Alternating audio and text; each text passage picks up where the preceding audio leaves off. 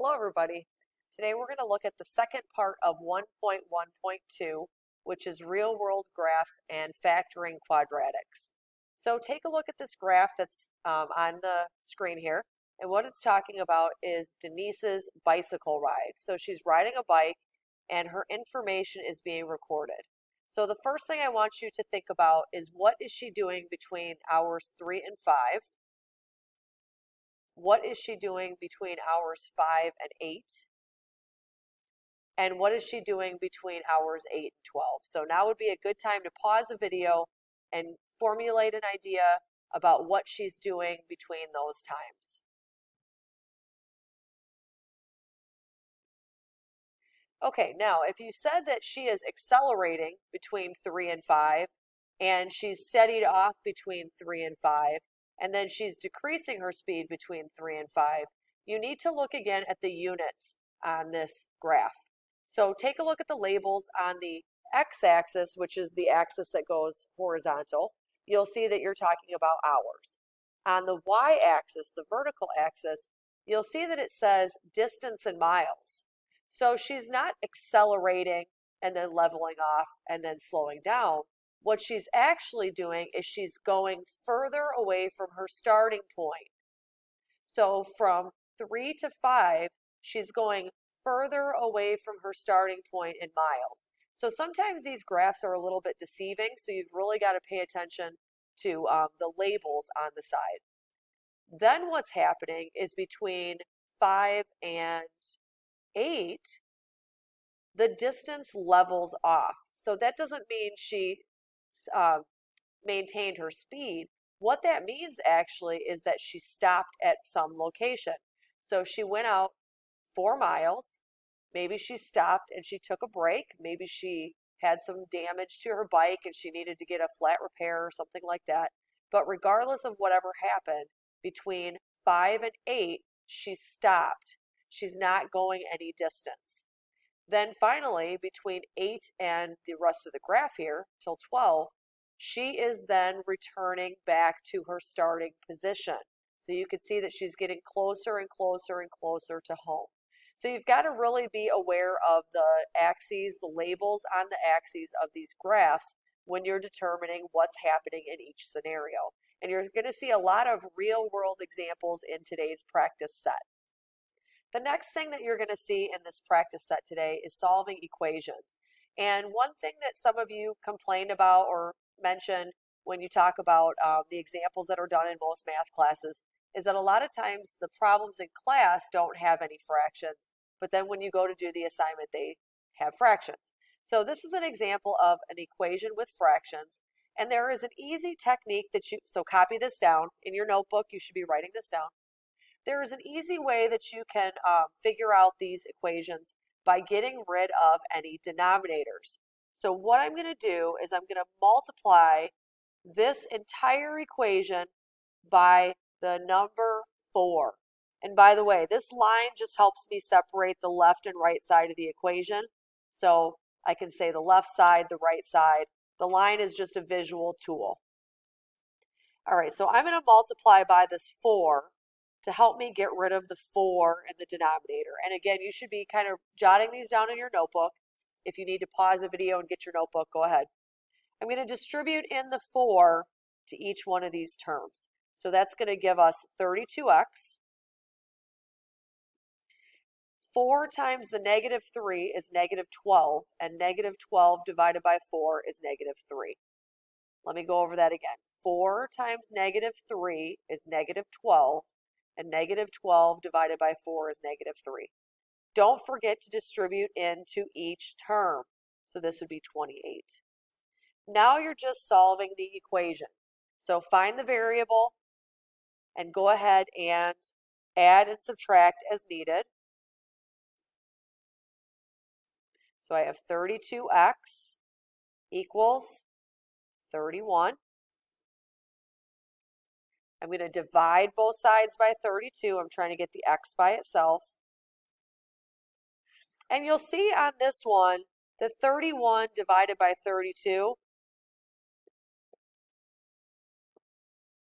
is equal to a decimal answer. So I can just round it to 0.969.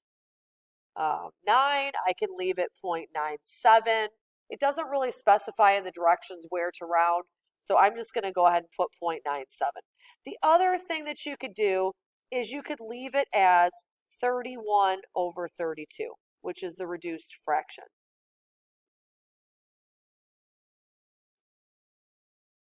So you may see either one of these answers listed in your answer solution guide or in the back of the book if you're checking in the back. The next type of thing that you're going to see in this lesson is factoring. So factoring is kind of interesting. It's difficult sometimes because there are so many different methods for factoring.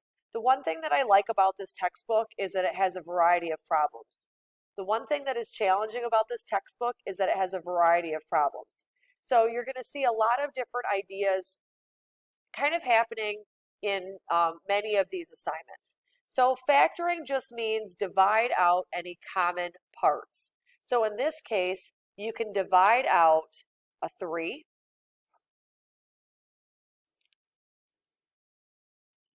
and then I don't see anything else in common. So I'm going to bring out that 3.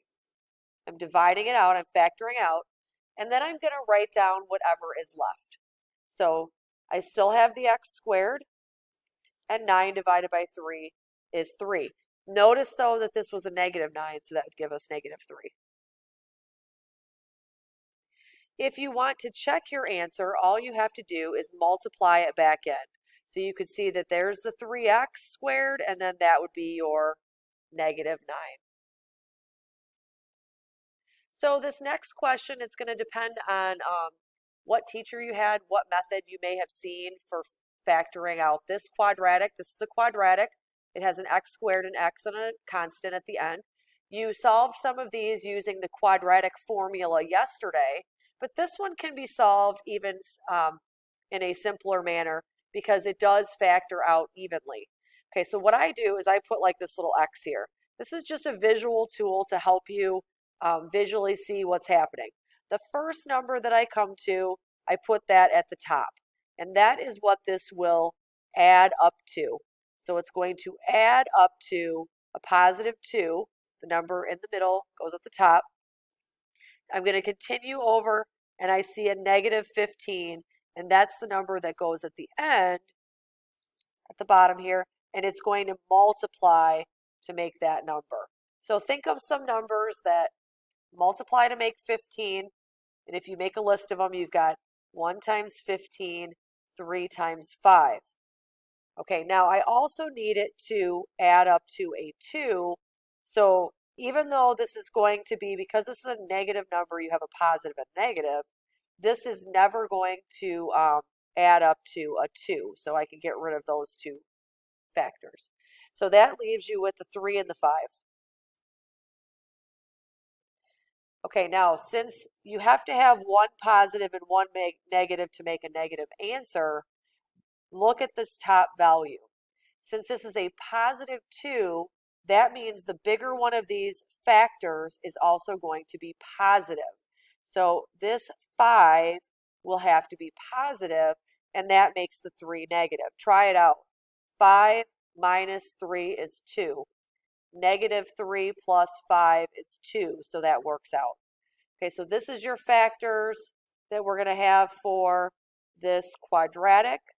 It's going to be 2 parentheses for the factors.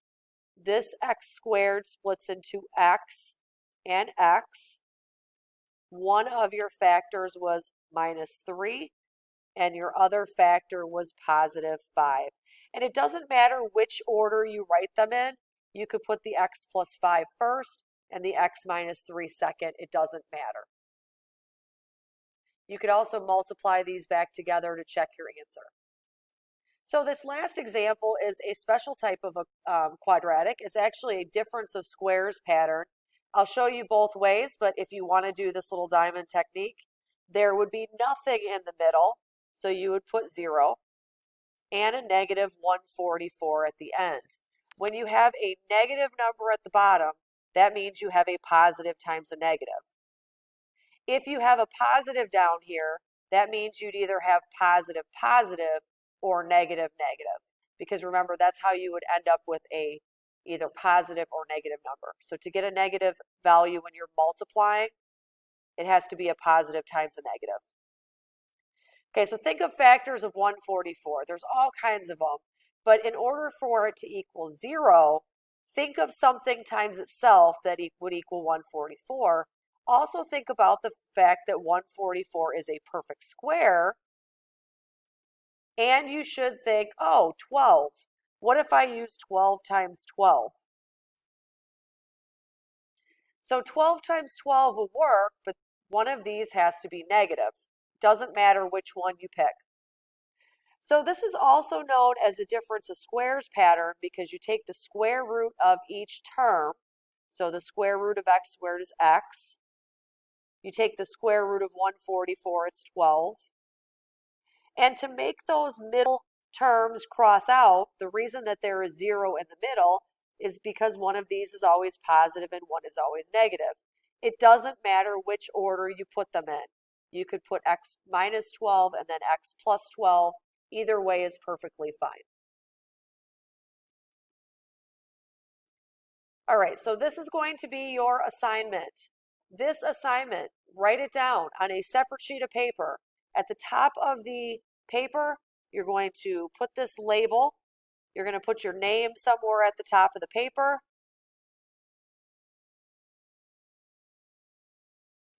And follow the directions in Google Classroom so that you know when this assignment is due. Have a wonderful day.